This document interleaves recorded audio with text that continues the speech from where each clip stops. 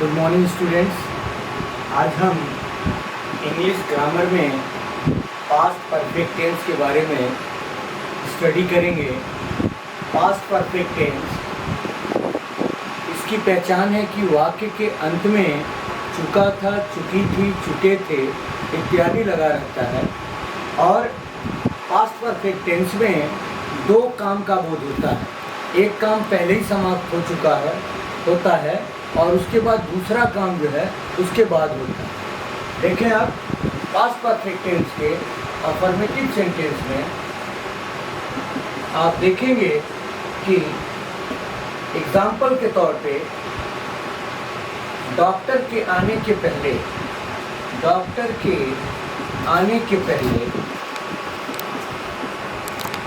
रोगी मर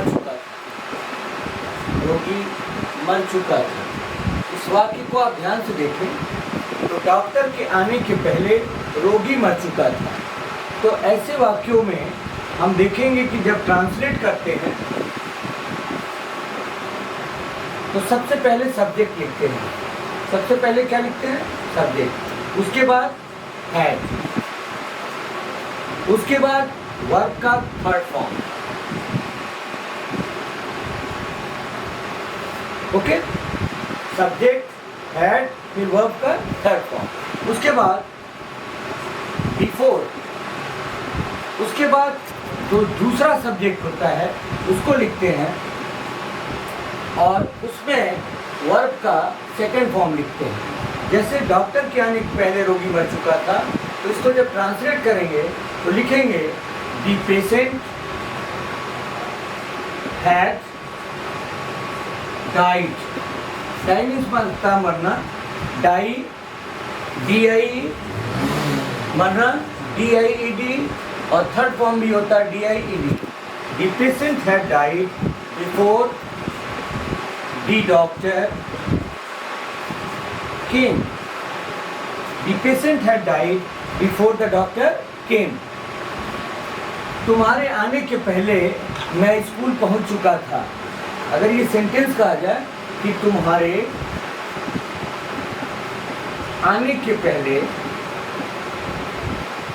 मैं स्कूल पहुंच चुका था,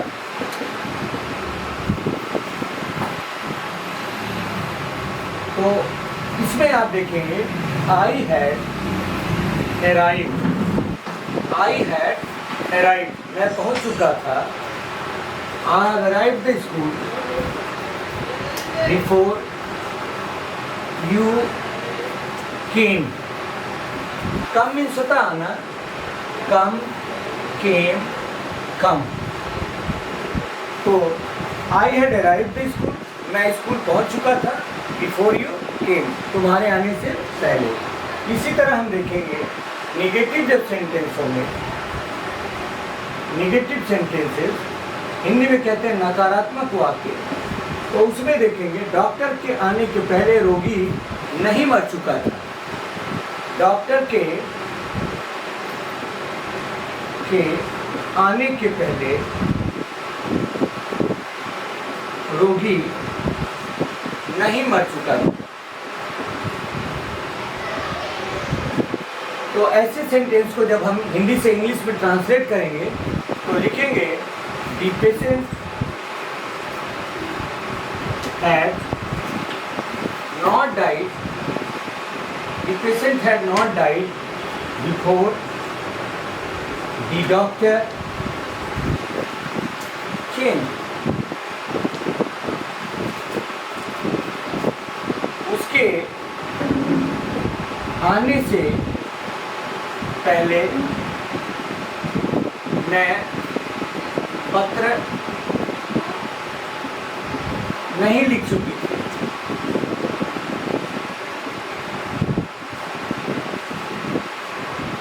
I had not written a letter before she came.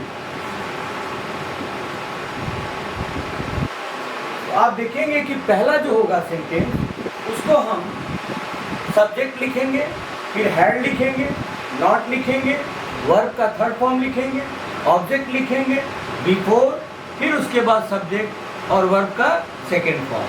तो ये है आपका पास्ट परफेक्ट टेंस का अफर्मेटिव सेंटेंस, नेगेटिव सेंटेंस। अब इसके बाद आता है इंट्रोगेटिव सेंटेंस। इंट्रोगेटिव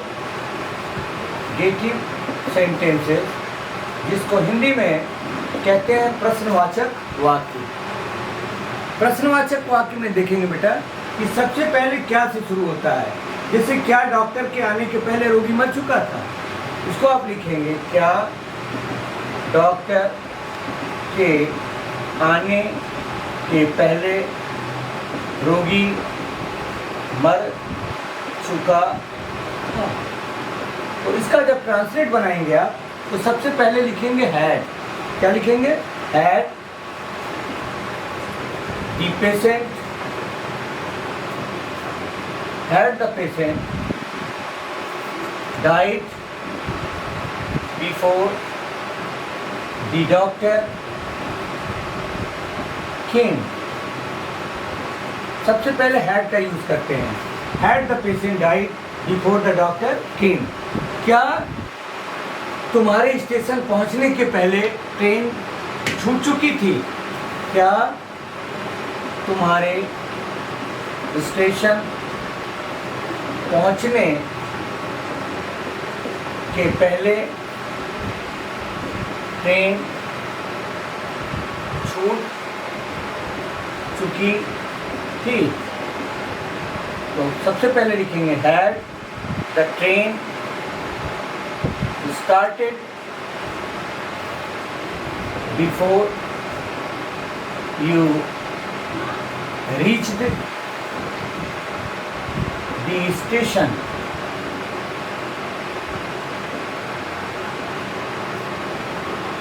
अब उसके बाद आता है interrogative negative sentences. Means interrogative भी होगा और निगेटिव भी होगा।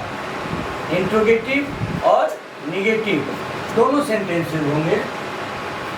आप देखेंगे जैसे कहा जाए क्या तुम्हारे स्टेशन पहुंचने से पहले ट्रेन नहीं छूट चुकी थी? क्या तुम्हारे स्टेशन पहुंचने से पहले ट्रेन नहीं छूट चुकी थी? तो इसको जब आप ट्रांसलेट करेंगे क्या तुम्हारे स्टेशन पहुंचने से पहले ट्रेन नहीं छूट चुकी थी? तो इसको ट्रांसलेट करेंगे had the train not started before you reached the station. बच्चों इसमें आप देखेंगे कि पास्ट परफेक्ट टेंस के जो सेंटेंसेस होते हैं फ्रीक्वेंटली ये कॉम्प्लेक्स सेंटेंस में होते हैं। यानी जो पहला पोर्शन होगा वो चुका था चुकी थी के सेंस में होता है, और दूसरा आप जो देखेंगे वो पास्ट इंडिफिनिट के सेंस में होता है। जैसे पहला हमने एग्जांपल जब दिया कि डॉक्टर के आने के पहले रोगी मर चुका था, तो रोगी मर चुका था, द पेशेंट हैड डाइड। इसको आपने ट्रांसलेट किया बिफोर द डॉक्टर रीच्ड। ये आपका पास्ट इंडिफिनिट में रहा। तो आप देखेंगे कि यहाँ वर्ब का सेकेंड फॉर्म लगता है और यहाँ पर हैड के बाद वर्ब का थर्ड फॉर्म लगता है। ओके, अब इसी तरह से हम कई एग्जांपल्स लेंगे जिस पर हम लोग डिस्कशन करेंगे। Thank you.